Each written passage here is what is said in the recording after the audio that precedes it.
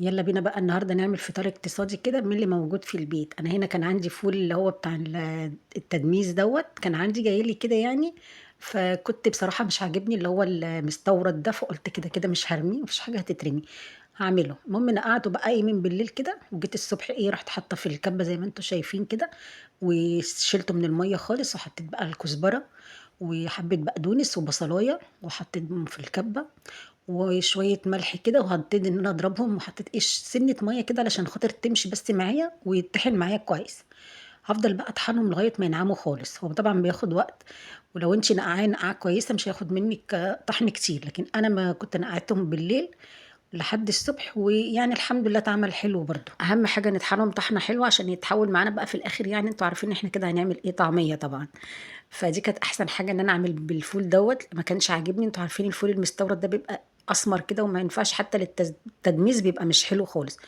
فالحمد لله يعني رحت عاملاه كده بعد ما نقعته بقى وقشرته. لازم طبعا عشان احوله طعميه ان انا اشيل القشر منه واخليه فول زي الفول النابت كده. فما علينا بقى، حطيته دلوقتي تاني، رجعته تاني في الكبة، وحطيت بقى عليه شوية كمون وشوية شطة وشوية ملح تاني وكربوناتو، حبة كربوناتو صغيرين كده، وممكن تحطي بيكنج باودر عشان ينفشها، وممكن بدل ده كله تحطي بيضاية. والاحلى بقى ان انت تحطي بيضاية كده معاها في الخلطة دي كده وانت بتحمريها، هتبقى معاكي تحفة. انا ما كانش عندي بيض فما حطيتش بيض، لكن على فكرة البيضة هتفرق خالص. ما علينا، المهم ان هي ما اترمتش، الفول ما اترماش واتعمل منه بص احلى فطار. هنحمر بقى دلوقتي الطعمية ونشوفها، وكمان طحناها في البيت، يعني حاجة كده موفرة وجميلة. أحلى حاجة في إن أنتي ما ترميش حاجة خالص، كل حاجة تستعمليها ما تهدريش فيها. عايزة أقول لكم بقى إن هي كانت تحفة وجميلة ومقرمشة كده من بره وفي منتهى الجمال، وحمرناها زي بتاعت بره بالظبط. هنسكت بقى على كده؟ لا مش هنسكت، عندنا بقى إيه كمان عشان الفطار. دي جبنة قريش كنت شايلاها مكسرة كده، فطلعتها من الفريزر، وقلت برضو نعملها كده جنب الطعمية. جبتها بقى حطيتها في الكب برضو، وكان عندي بقى جبنه رومي اللي هي المبشوره دي، حطيتها وحطيت عليها كبشه كده حلوه من الجبنه الرومي. دي بقى هتبقى بصوا يعني كلها طعمها كريمي بالجبنه الرومي، يعني جبنه كريمي بطعم الجبنه الرومي.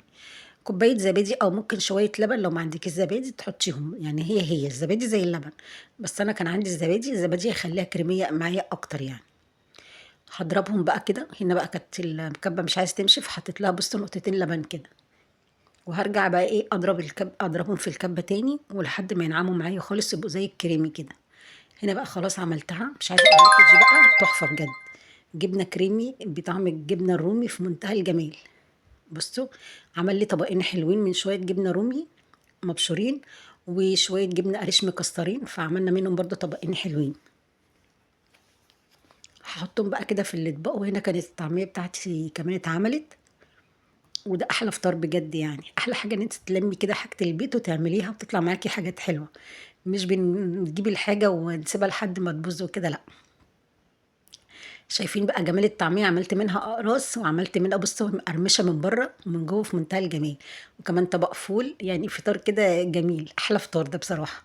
وشويه سلطه بقى كده، وكله بقى بالف هنا وشفا. وما تنسوش بقى لو عجبكم الفيديو تعملوا لي لايك عشان يوصل لكم مني كل حاجه بنزلها. اتمنى الفيديو يكون عجبكم، اشوفكم الفيديو الجاي، والسلام عليكم.